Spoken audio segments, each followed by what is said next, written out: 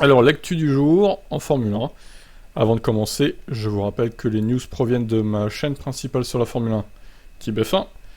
Et il y a aussi mon Twitch, vous pouvez vous abonner. On parle de F1 sur ces deux chaînes de façon constante et régulière. Les liens sont dans la description. Bon visionnage.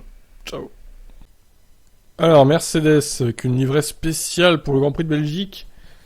C'est ça la livrée là? Du rouge à l'avant? Regardez, c'est une Ferrari. Incroyable là. Alors, numéro sur le ponton, le ponton, sur le côté de la voiture, on va dire. En blanc, c'est moche quand même. Le Grand Prix de Belgique marque la rentrée de la Formule 1 après la trêve estivale. Mercedes a profité de ce retour aux affaires pour arborer une livrée spéciale en hommage à AMG, la branche sportive de la marque, spécialisée dans la customisation des voitures à étoiles qui étaient au départ indépendantes avant d'intégrer pleinement le groupe en 99. Plus précisément, l'équipe Mercedes a célébré les 55 ans d'AMG à Spa en arborant une livrée partiellement rouge sur l'avant. La couleur rouge est une référence à la Mercedes 300 SEL 688 AMG, surnommée la Red Pig en raison de sa livrée rouge et de ses bruits caractéristiques, engagés en course de tourisme au début des années 70, c'est-à-dire à une époque où Mercedes était officiellement encore éloignée de la compétition après l'accident des 24 heures du Mans.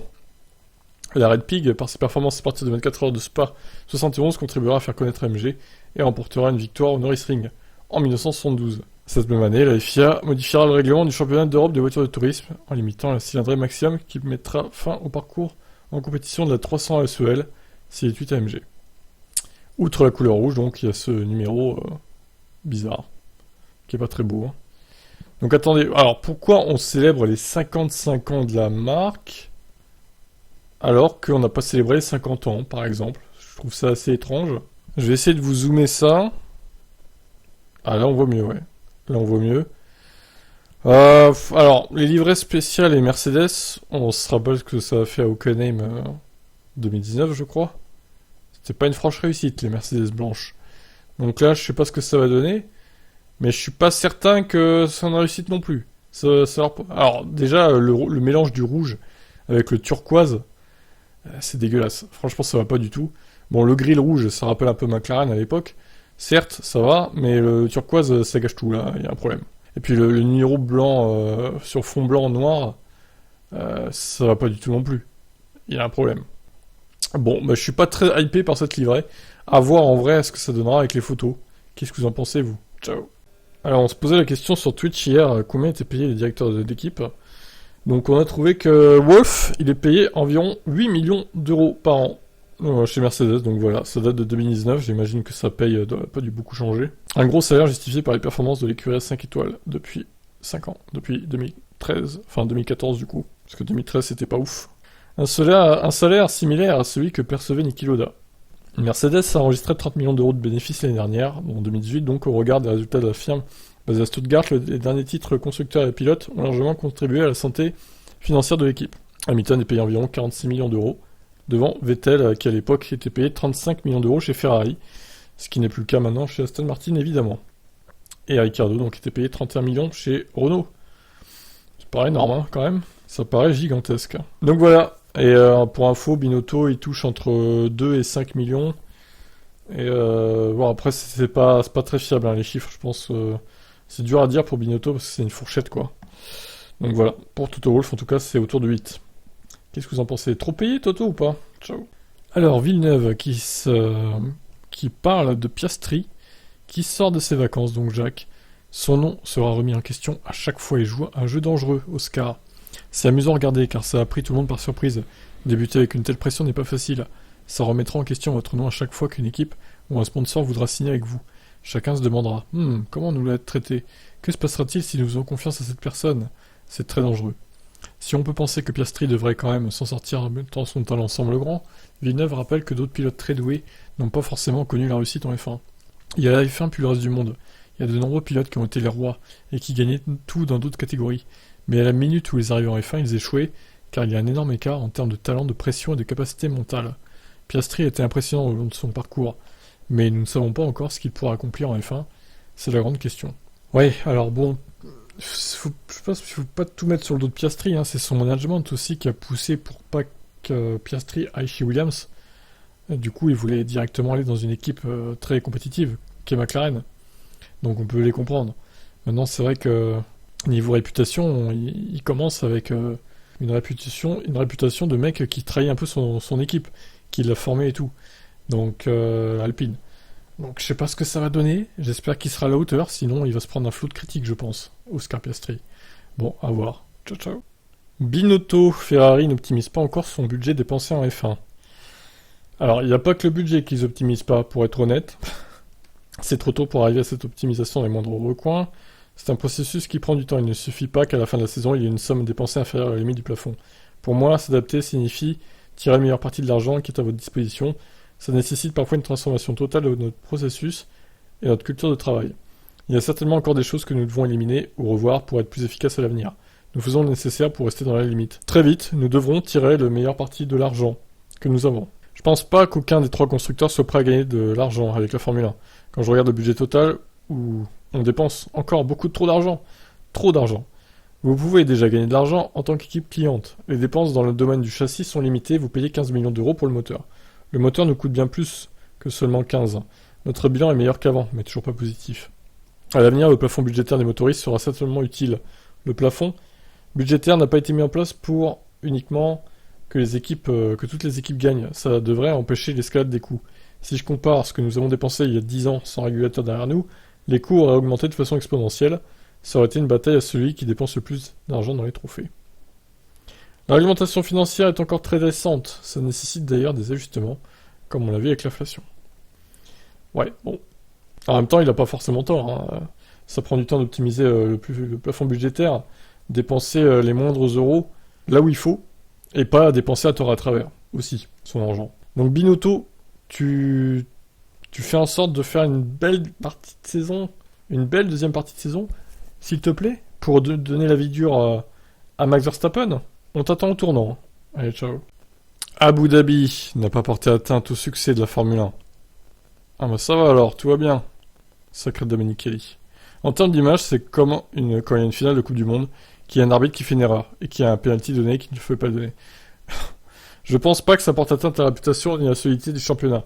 Parce que c'est quelque chose qui peut arriver.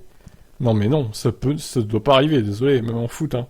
Ce que je vois, pour être honnête, c'est que la FIA a pris ce fait au sérieux, et qu'elle veut le changer et améliorer le système.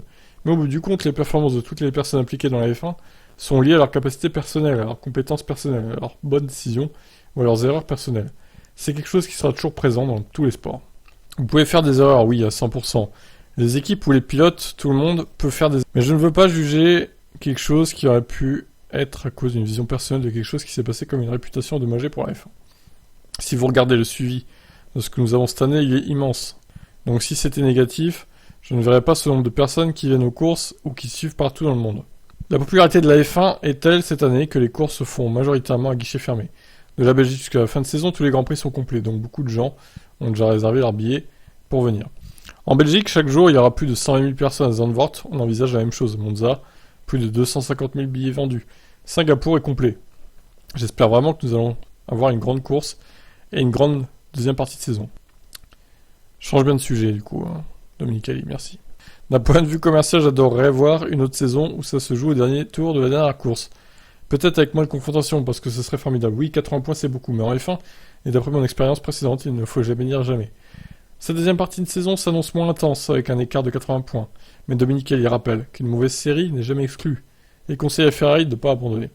Souvenez-vous, en 2007, à 2 courses de la fin, nous étions à 17 points des 2 leaders, avec 20 points distribués. Et Kimi a pu remporter le championnat au Brésil, et personne ne s'y attendait. Je sais que c'est un grand retard, mais je ne vois pas pourquoi Ferrari ne pourrait pas revenir dans la lutte avec Red Bull. Bah parce que ce sont des clowns, peut-être, non? C'est pas la Ferrari de ton époque, hein, Domenicali. Red Bull est une équipe très forte. Mercedes va se développer, mais vraiment la seule chose que je peux dire, c'est qu'il ne devrait pas abandonner jusqu'au bout. Nous allons voir beaucoup de surprises dans la deuxième moitié de saison, avec des erreurs, la fiabilité, les conditions météo. Qui sait ce qui va se passer? Donc voilà, en gros, Abu Dhabi n'a pas écorné l'image de la F1. Circuler, y a rien à voir. Allez, ciao. Domenicali veut moins d'essais libres et plus de points ou de récompenses. Le PDG de la F1 va faire des propositions pour 2023. Je pense que, voir du point de vue des fans, que chaque jour il y a quelque chose pour lequel se battre en piste, c'est très important. Je veux dire, les essais libres sont très intéressants pour les ingénieurs ou les pilotes. Mais au bout du compte, dans le sport, il faut se battre pour quelque chose. Pas faux. Il y a déjà des limitations sur le calendrier pour avoir des essais en dehors du week-end de course. Je serai donc très agressif pour avoir un essai libre le matin du vendredi, et ensuite à chaque fois que nous irons en piste, il y aura une récompense. Ouais, alors peut-être se calmer un peu. Moi je veux bien une sprint plus la course normale, mais alors, s'il veut récompenser les autres essais libres, alors, au bout d'un moment ça va trop loin quoi. Hein. Les gens sont toujours connectés à la F1 pour comprendre ce qui se passe. Ce sera donc ma contribution à la discussion sur l'avenir. Chaque fois que nous serons en piste avec le respect de la course dimanche, ça doit toujours être la partie la plus importante. Il devrait y avoir quelque chose pour lequel se battre en termes de points, en termes de récompense, c'est mon avis. Je sais pas ce qu'il a en tête, mais ça a l'air assez violent. Le patron de la F1 présentera ses propositions lors de la prochaine réunion de la commission F1, qui a le pouvoir d'approuver les changements pour la saison 2023 et de les envoyer au Conseil mondial du sport auto. La commission discutera également des modifications potentielles du format de course de sprint existant et d'une augmentation du nombre de ces événements de 3 à 6, qui a été bloqué par la FIA plus tôt cette année. Il y a des raisons pour lesquelles nous travaillons pour avoir 6 courses sprint l'année prochaine. Nous travaillons avec la FIA pour finaliser les détails. Nous sommes également prêts à travailler sur les détails pour changer quelque chose sur le format sprint, qui sera discuté donc lors de la prochaine commission F1. Mais en fin de compte, si les gens qui suivent les Grands Prix sont satisfaits, les promoteurs sont satisfaits et les médias sont satisfaits. Je dirais, ça devrait être facile à trouver en termes de solutions. Ce dont nous voulons discuter lors de la prochaine commission F1, c'est comment, disons, apporter des corrections au format sprint pour voir s'il y a quelque chose que nous pouvons améliorer ou toute autre idée. Suite à ce que j'ai dit, j'aimerais voir n'importe quelle séance, en dehors de la première peut-être, récompenser quelque chose. C'est quelque chose dont j'ai vraiment envie de discuter avec les pilotes et les équipes, et bien sûr la FIA, car je pense que ça ajouterait l'intensité que tout le monde veut voir quand vous êtes sur la piste. Ok, donc en gros, je sais pas, il veut faire des points, il veut mettre des points pour ceux qui arrivent en tête des séances d'essais libres, c'est ça son idée en fait. Je vois que ça, hein, parce que qu'est-ce que ça pourrait être d'autre comme récompense en fait? Je trouve que c'est un peu abusé. Non mais qu'il y ait 2 séances d'essais libres, une course sprint et une course normale, c'est déjà pas mal. Qu'est-ce que vous en pensez? Pas besoin de foutre des points pour les essais libres, là ça va un peu trop loin à mon goût. Qu'est-ce que vous en pensez vous? Ciao. La F1 va se stabiliser à un point d'équilibre de 24 courses par an. Avoir trop de courses, ça pourrait dévaloriser certaines épreuves. Donc on continue avec Dominique Hallyday, vous l'aurez compris. Donc lui, son nombre parfait, ce serait 23 ou 24 courses. La F1 essaie de mieux répartir ses courses, d'améliorer la logistique et de réduire la durée d'un week-end, mais je suis d'accord avec vous sur le fait qu'avoir trop de courses, ça pourrait dévaloriser certaines épreuves. C'est pourquoi je ne souhaite plus trop discuter de ce nombre maximum. Il y a une demande de la part des équipes, des médias et des gens qui travaillent en F1 pour stabiliser le nombre, je pense que ce sera autour de 24. Le fait de fixer un nombre permettra aussi à la F1 de maintenir la loi de l'offre et la demande entre le Grand Prix entre les Grands Prix et les pays, car il y a pour l'instant plus de candidats que de places. Grâce à ça, nous pouvons construire un calendrier rationnel, qui nous permet de maximiser ce que nous faisons sur place, en allant dans les bons pays, sur les bons circuits. Ça respectera bien sûr la piste elle-même, donc la valeur d'une belle piste, la valeur de l'investissement, la valeur de l'activation, pour les fans que chaque promoteur fait, quel est l'intérêt pour les équipes et constructeurs concernés. Il y a beaucoup d'éléments que nous allons considérer, mais en termes de nombre, 24 c'est un bon nombre. Donc ouais, 24 c'est bien. Ça couvre une bonne partie de l'année quand même. Qu'est-ce que vous en pensez de ce nombre de 24? Ciao, ciao. Alors aujourd'hui c'est le Dominique Hallyday, donc on va faire plusieurs vidéos concernant ce monsieur qui a donné une interview au journal L'Équipe. Donc déjà pour commencer, pas de Grand Prix de France en 2023, et Spa c'est encore dans le doute. On discute avec la Fédération française et le gouvernement, parce que de plus en plus l'avenir est aussi lié aux promoteurs qui voient ça comme un investissement pour le pays et la communauté. Les discussions sont donc très très ouvertes pour un bel avenir. Et comme vous le savez, une possibilité non pas l'année prochaine mais à l'avenir, pourrait être de trouver une sorte de proposition, de rotation, qui permettrait à chacun de faire partie du calendrier parce que je pense que c'est une question de respect. Donc pour Spa, ce que je peux dire, c'est que nous sommes à Spa ce week-end, les promoteurs viendront dans mon bureau. L'Italien salue le travail effectué pour s'attraper après le fiasco 2021 dû à la pluie. Je dois dire qu'ils ont préparé ce week-end d'une manière incroyable. Jeudi, il y aura une journée spéciale pour les pilotes qui seront avec les fans. Nous avons ouvert cela pour récupérer ce qui s'est passé l'année dernière. Ils ont fait quelque chose d'important. En termes de plan de circulation, ils ont présenté une proposition très intéressante. Je pense que nous avons vu dans une approche très très différente cette année. C'est très utile à savoir et très important, surtout pour les gens qui seront à Spa ce week-end. Alors ensuite, parce que là c'est loin d'être fini du coup, pour Monza l'histoire ne suffit pas. À Monza il y aura la célébration cette année du 100e anniversaire du Grand Prix d'Italie. Ce sera un événement formidable. Mais en tant qu'Italien, j'aurais toujours dit soyez prévenus que l'histoire ne suffit pas. Nous devons investir pour un grand avenir. Monza doit faire son travail parce qu'ils doivent mettre à jour l'infrastructure. Ils doivent mettre à jour un lieu qui est emblématique et il a besoin de regarder vers l'avenir. Donc il veut un calendrier équilibré. Nous avons toujours discuté de l'équipe des courses avec au moins un tiers en Europe, un tiers en Extrême-Orient et un autre en Amérique et au Moyen-Orient. Nous voulons donc avoir cet équilibre. Alors, ouais. Le dernier tiers c'est Amérique et Moyen-Orient compris du coup. D'après ce que je comprends là. Donc dans un calendrier de 24 courses, ça fait 8-8-8 quoi. Bien sûr, nous parlons d'une activité où l'investissement et la contribution financière est très importante. Nous avons toujours dit que les courses traditionnelles, celles dont nous savons qu'elles ne peuvent pas rapporter autant d'argent que les autres, ont tout notre respect.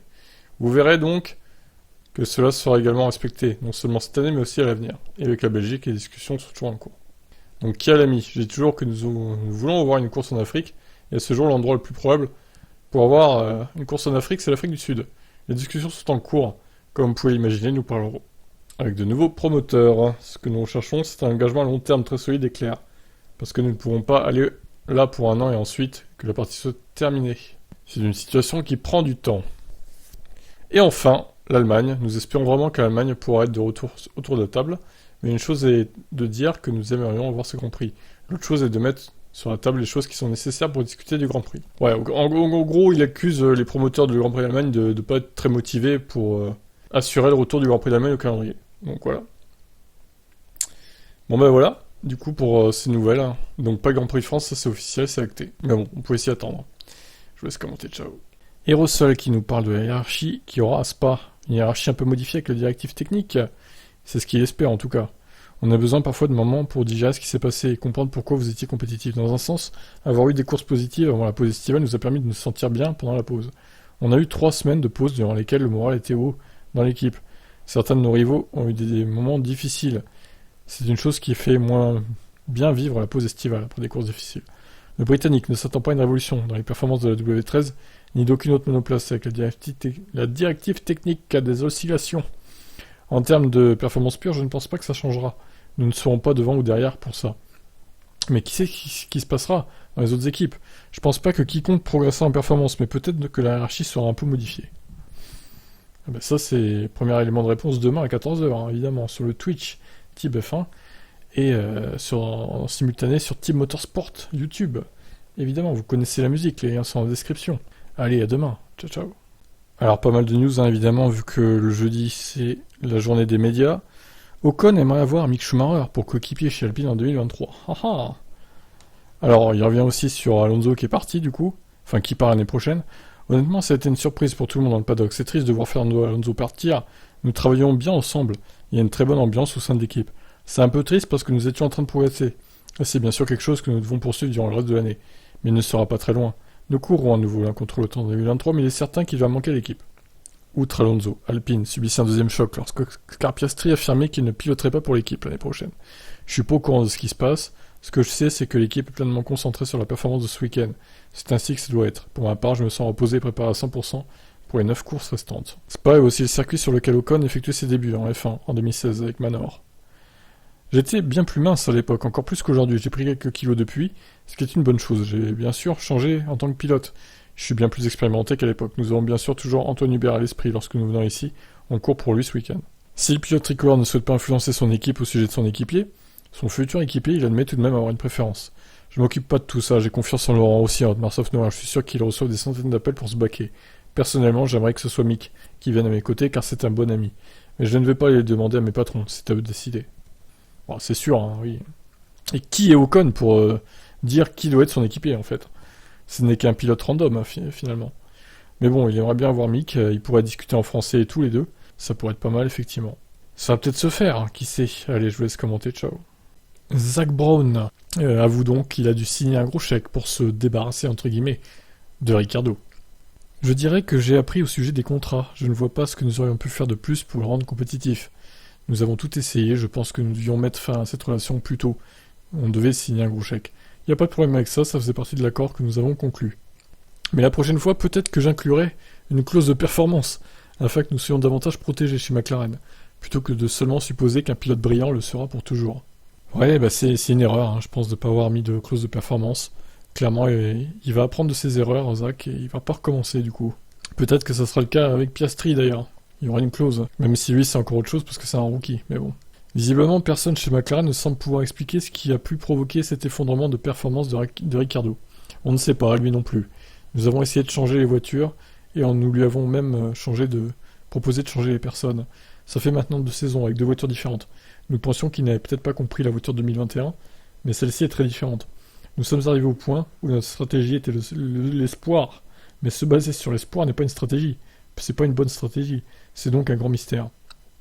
Pourtant, nous avons vu à Monza qu'il avait le talent. Le mec n'a pas remporté 8 Grands Prix par hasard. Nous n'avons simplement pas réussi ensemble. Et Norris pilote bien et exploite au maximum la voiture. Donc je ne vois pas ce qu'on aurait pu faire de différent. Bon, ben voilà. Maintenant, qu'est-ce qu'il va faire comme résultat pour la suite de la saison, Ricciardo? Est-ce qu'il va marquer des points régulièrement pour aider McLaren dans la lutte contre Alpine pour la 4ème place? Est-ce qu'il en sera capable? Est-ce qu'il sera motivé du coup? À lui de voir, hein. Faut qu'il se sorte les doigts du cul s'il veut trouver un autre baquet aussi, hein. À moins qu'il ait déjà signé quelque part, je sais pas, mais soit ça sera As, soit ça sera Alpine. Pour lui, il n'y a pas d'autre choix. Sinon, c'est retraite. Et je doute qu'il revienne un jour en F1. Qu'est-ce que vous en pensez, vous, de Daniel Ricciardo? Ciao. Et Demoni, là, qui ne voit pas la relation entre Alonso et Lawrence Stroll fonctionner en 2023. Il s'étonne même de le voir rejoindre Aston Martin. Je suis très surpris qu'il ait choisi de rejoindre Aston. Bien sûr, le départ de Seb a créé une ouverture, mais je me dis que c'était pas le bon moment. En raison des personnalités de Fernando Alonso et de Lawrence Stroll et de leurs ambitions pour l'équipe, je vois pas ça fonctionner. Soyez honnête, Fernando va bien devoir finir par s'en aller, et cette équipe pourrait donc être sa dernière. Mais vous ne voulez pas être dans une équipe qui est en difficulté et connaître la frustration. Soit il était convaincu que la situation pourrait changer radicalement, soit il fait ça pour l'argent. Mais ça ne peut pas être pour une question d'argent, je ne peux pas croire au fait qu'il ait pris cette décision pour cette raison. C'est peut-être pas que pour ça, mais ça a dû jouer, oui, quand même. Il veut être à l'abri du besoin à le reste de sa vie, hein, Fernando, puis voilà, quoi. On peut comprendre aussi, hein. Il veut pas bosser, il veut être un jeune retraité tranquille, quoi, tu vois. Damon, enfin. On le comprend. On voudrait tous être comme lui, hein.